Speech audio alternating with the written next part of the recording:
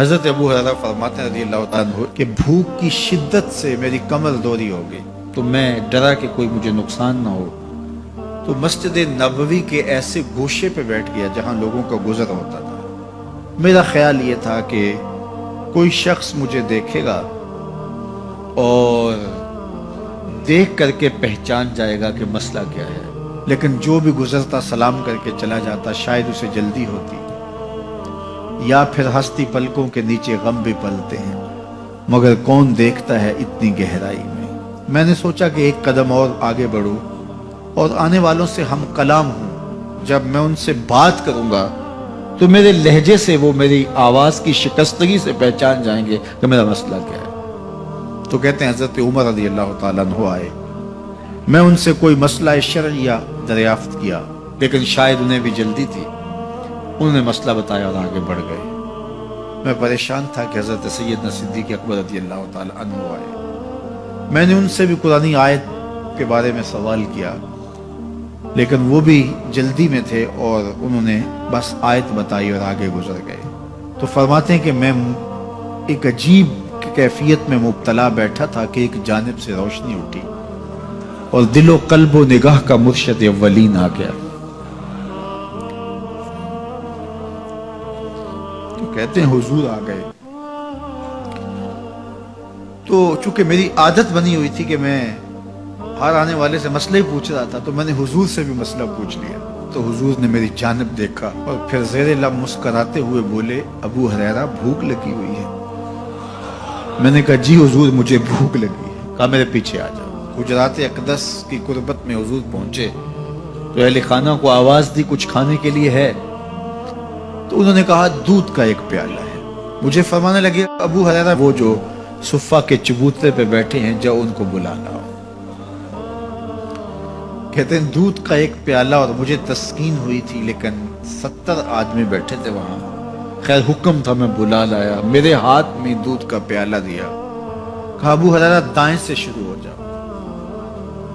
اب میں ایک شخص کو پیالہ دیا اور دودھ کو دیکھنے لگا، اور وہ سیراب ہو کے گٹا گٹ پینے لگا، اپنی بھوک اور پیاس مٹا چکا، اور میں نے دیکھا کہ ایک قطرہ بھی کم نہیں ہوا۔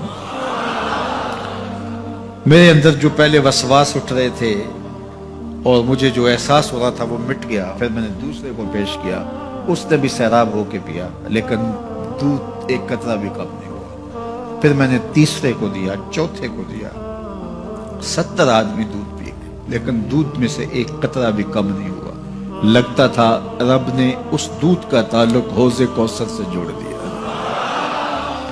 تو حضور نے فرمایا ابو ہریرہ؟ میں نے کہا جی حضور۔ فرمایا کون باقی؟ میں نے کہا حضور ایک آپ باقی اور ایک میں باقی۔ تو فرمایا اب تم پیو۔ تو کہا کہ میں نے دودھ پیا اور خوب سیراب ہو کے پیا۔ حضور نے فرمایا اور پیو۔ میں نے اور پیا۔ پھر فرمایا اور پیو۔ میں نے کہا مجھے قسم ہے اس ذات کی جس نے آپ کو حق کے ساتھ مبعوث کیا ہے، میرے میں ایک قطرے کی گنجائش بھی نہیں ہے۔ حضور نے میرے ہاتھ سے دودھ لیا اور خود نوش جاں کرتے ہوئے فرمایا ساقی القوم آخرہم شربا، قوم کا جو ساقی ہوتا ہے وہ آخر میں پیتا ہے۔ تو دودھ کا ایک پیالہ 72 لوگوں کے لیے کافی ہو گیا۔ یہ صحیح حدیث کے اندر حضور کا معجزہ موجود ہے، آپ نے بارہا علماء سے سنا۔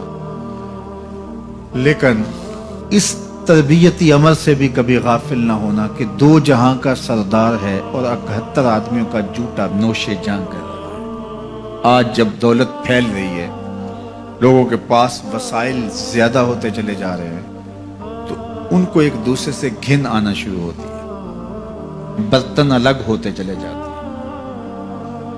اسی زمانے میں تمام افراد ایک ہی برتن میں بیٹھ کے کھاتے تھے۔ پہلے یہ ہوتا تھا ایک گلی میں 2 امیر رہتے تھے، 4 غریب رہتے تھے، 2-3 مخیر حضرات اور جو ہے وہ کچھ متوسط لوگ رہتے تھے، اور ایک چھوٹا سا کنبہ اور قبیلہ ہوتا تھا، اور وہ ایک دوسرے کی ضرورتوں کا خیال رکھتے تھے۔ پیسے زیادہ آ گئے تو اب امیروں کو اس گلی سے گھن آنے لگی، تو وہ وہاں سے نقل مکانی کر گئے، انہیں وہاں رہنا اچھا نہیں لگتا۔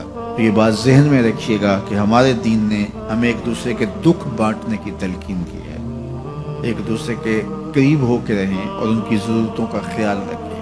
اپنی استطاعت کے مطابق کسی کی عزت نفس کو نقصان پہنچائے بغیر، شہرت، ریا اور کسی اس طرح کی مرض کو اپنے قریب جو ہے وہ نہ آنے دیں، اور لوگوں کی اس مخفی انداز سے مدد کریں کہ ان کی ضروریات پوری ہوں۔ بلکہ میرے حضور نے ارشاد فرمایا، جس شخص نے صدقہ کیا اور اتنے مخفی انداز میں کیا کہ جو دائیں نے خرچ کیا بائیں کو خبر نہیں ہوئی، جب بائیں کو خبر نہیں ہوئی تو ہمسائے کو خبر کیسے ہوگی؟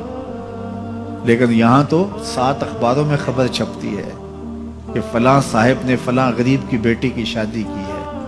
ذرا سوچ، اگر یہاں تیری بیٹی کھڑی ہوتی تو تیرا روح سخن کیا ہوتا؟ لوگوں کی غربت کا مذاق نہ اڑاؤ، لوگوں کے جذبات سے کھیلو نہ۔